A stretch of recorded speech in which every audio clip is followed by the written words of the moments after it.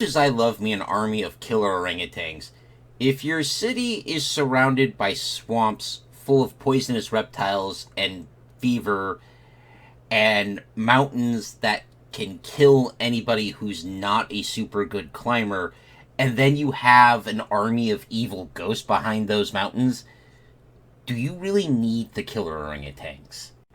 Hello, my name is Garvin, and I read things and prattle on about them on the internet for your entertainment. Today, we're continuing a look at Lemuria in popular culture, and we're going to look at The City of Wonder by E. Charles Vivian. So, let's not delay, let's get started by looking at today's author. E. Charles Vivian is actually a pseudonym. The writer's real name was Charles Henry Cannell, and he was born in the United Kingdom in 1882 and signed up for the British Army at the age of 18. And from what I can find from my sources, he served in both the Boer War and in World War I as a member of the Royal Army Medical Corps. He started writing in 1907 under the pen name of E. Charles Vivian, although he would use other names like Sidney Barrow Lind, A.K. Walton, that's my favorite one, and Galbraith Nicholson. Not sure if I got that right. I'll leave that one on the screen.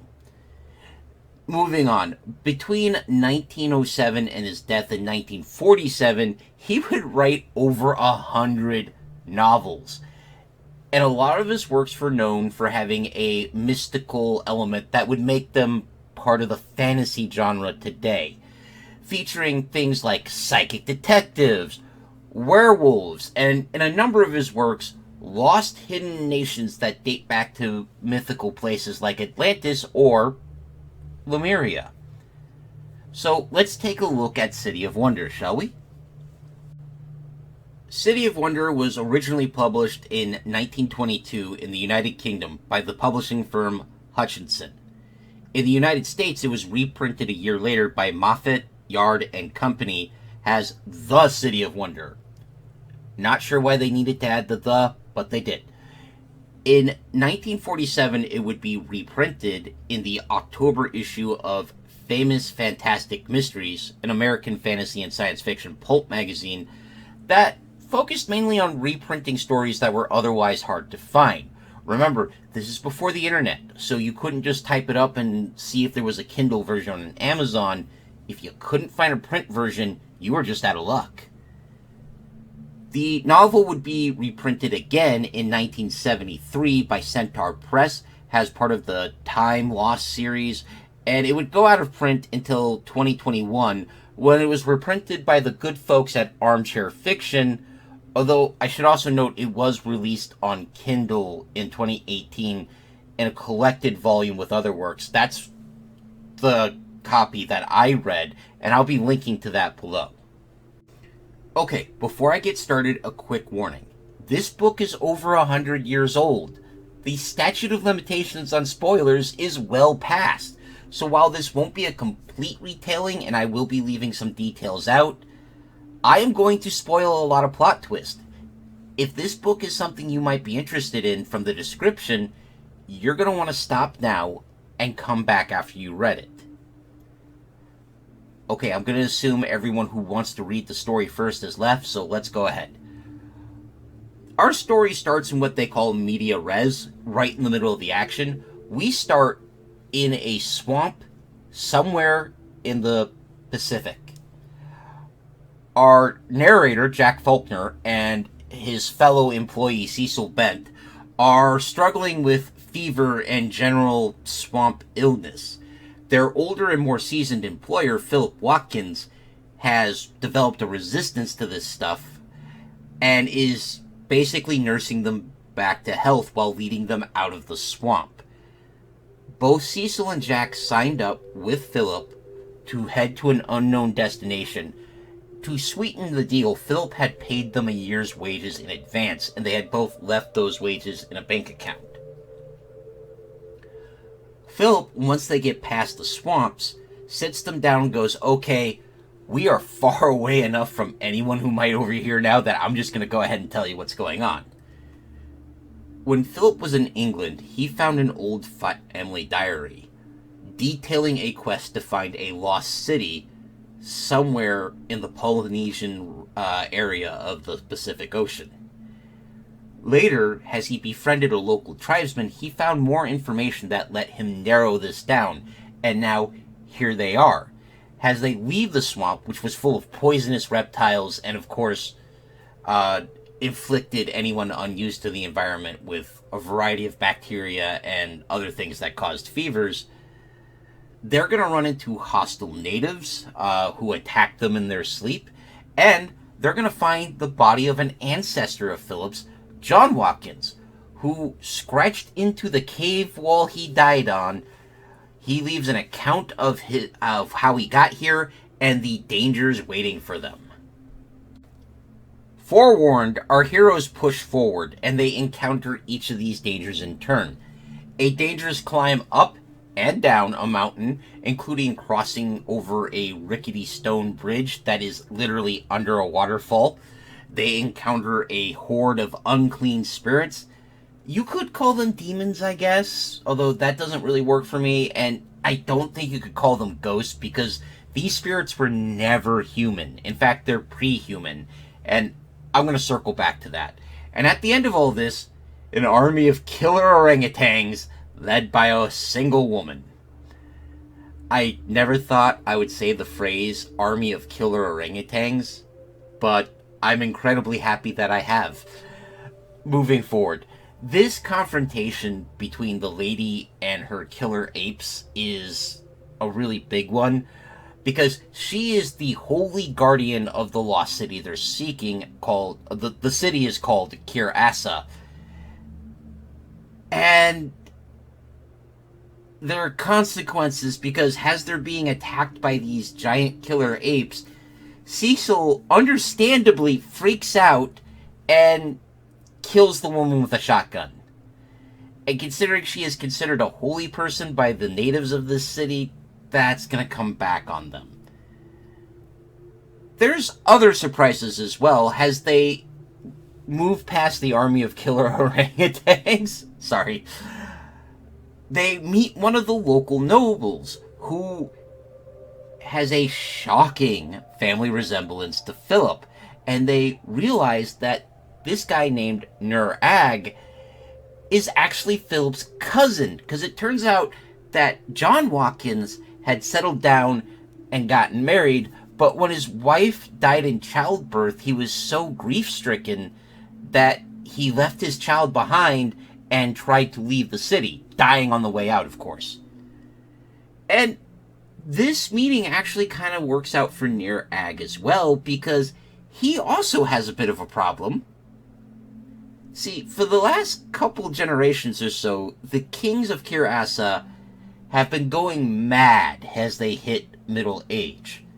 Now, politically, this isn't a huge issue, as when the king goes nuts, a council of noblemen just step in and run the country by committee, and since there aren't any wars, and it's an agricultural society, there's not a lot that you can't solve by a small committee of landed men. In fact, Nur-Ag is part of the council, so this is going rather well for him. No, the issue is that the crown prince is dead set on marrying Nur-Ag's daughter. And if she doesn't marry before the king dies, he can just order that to happen.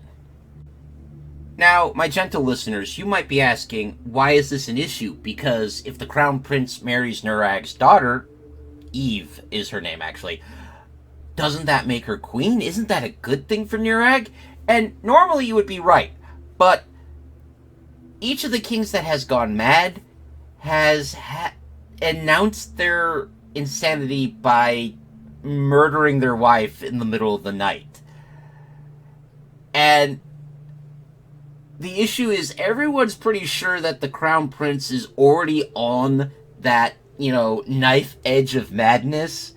And it's a matter of when, not if, he goes full crazy.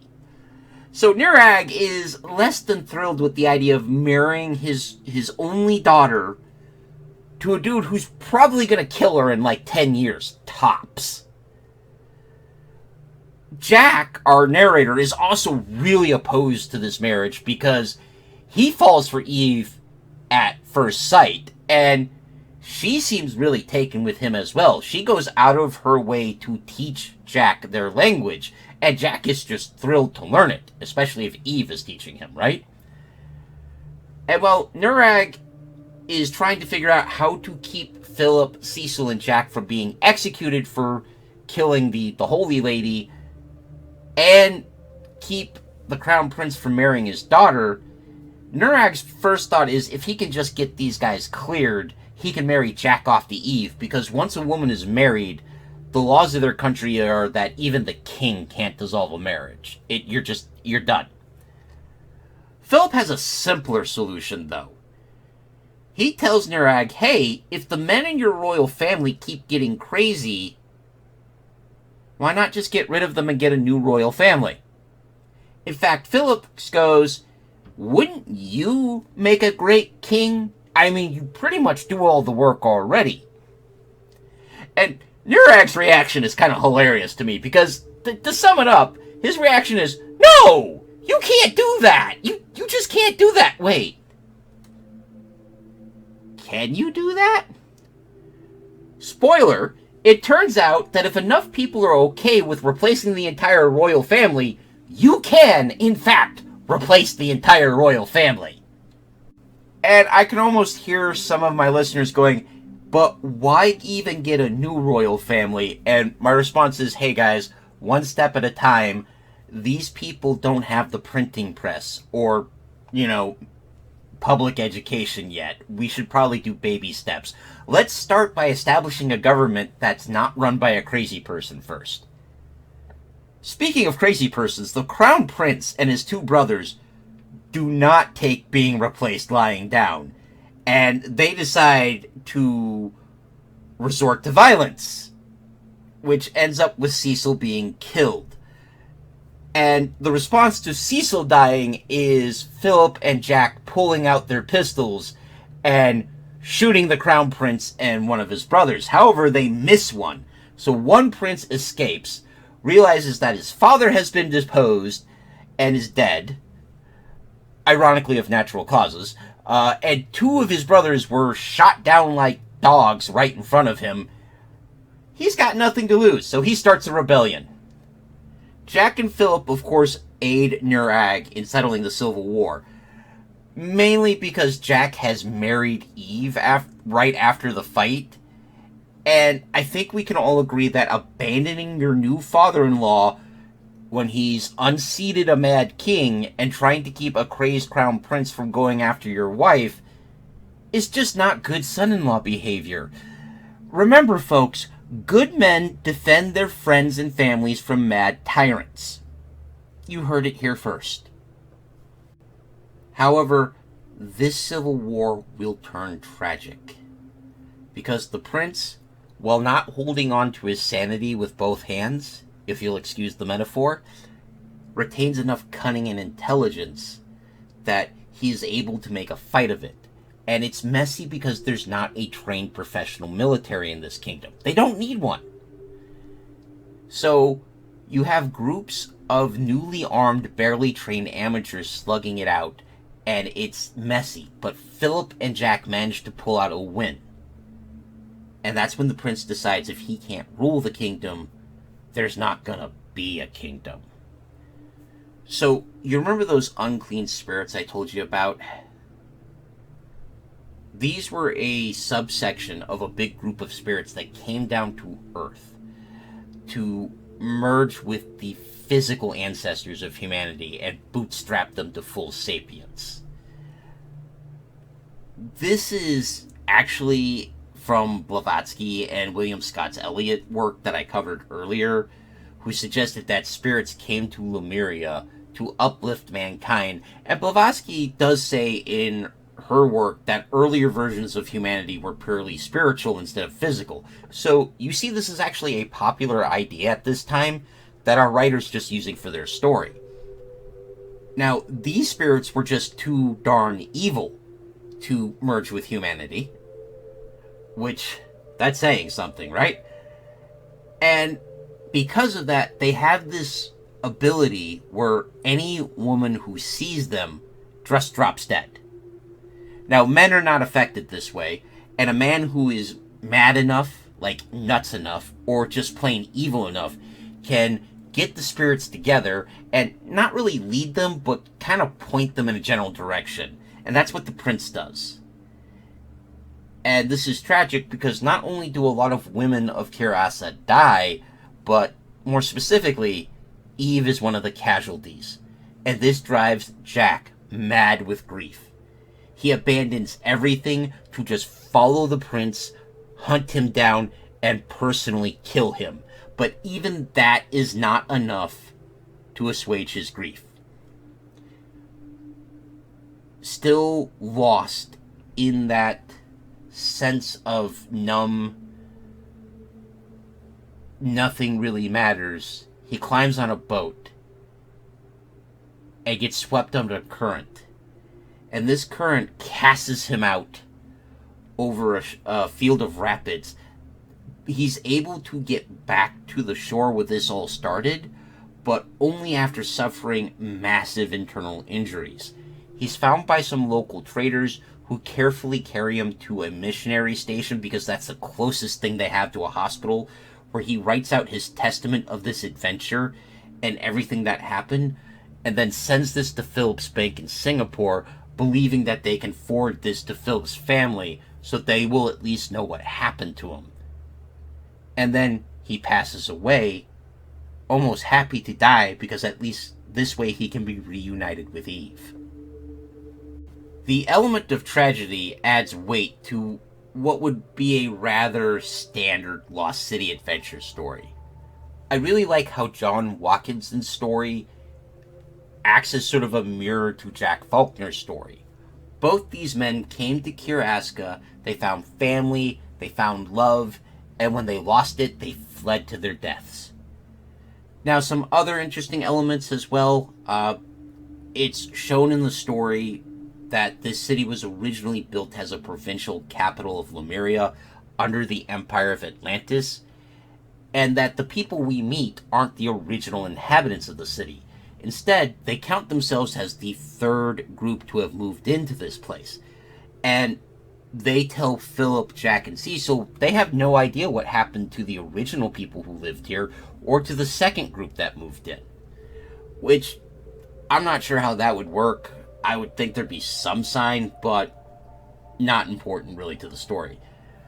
I should also note that this work does have some, I'm going to call it muted racism here. So while the natives are considered a good, upright, and handsome people, Eve is considered even more beautiful than any other woman in the kingdom because she's part white. And while it's never, clearly stated, there is this subtext that Philip and Jack consider Nirag a better choice for king, not just because they're friends, but because of his mixed ancestry and family relationship to Philip. But honestly, compared to other books of the time, this is practically enlightened, so I was able to move past it. Although keep in mind, I do use a sliding scale for books this old, as compared to a book that was written in, say, 2004. One thing I did find interesting as well, the characters firmly reject the imperialist colonial idea of bringing civilization to the natives. Philip instead firmly states that the people of Kir-Asa have everything they need for a good, healthy life, and contact with civilization would only bring these people ruin, disease, and poverty, putting them at the mercy of international business and empire, and he's not wrong. Instead, Jack and Philip, even when they're plotting to leave, decide to keep Kir-Asa a secret from the outside world because they value that people's happiness more than any wealth or fame they could get from the revelation. And it's interesting to see something like this in a book written at its time. Although I should note that this city also has a pile of gold and emeralds that the people don't really use for anything beyond the occasional ornament, and Jack and Philip were planning on asking Nirag very nicely if they could just fill up a backpack or two of gold and emeralds since they didn't have any use for it if they decided to leave. So it's not like they were going to leave empty-handed, but considering they weren't taking anything that the people weren't really using, and they were going to ask first, I'm not going to hold that against them. I do suggest reading this if you enjoy these older adventure stories, but keep in mind, it's a fairly straightforward story with no real plot twist, and it might not be complicated enough or complex enough for modern readers, especially since most of the characters are also very straightforward. On that note, I think this is a good place to end this week's video. I hope you found this video informative, or at least entertaining. If you did, please leave a like, a comment, or consider subscribing. All of these help me in my eternal struggle against the dread Lord Algorithm. Terror be on his name. If you'd like a voice on the subject of future videos, consider joining my Everwise patrons for $1 a month. There's a link in the description below. Speaking of patrons, I'd like to give a special thanks to Big Steve. As always, man, your support means a lot to me. Next week, we're going to tackle another older novel, The Moon Pool, and I hope you join me for that. But until then, take care of yourselves, take care of each other, and of course, keep reading.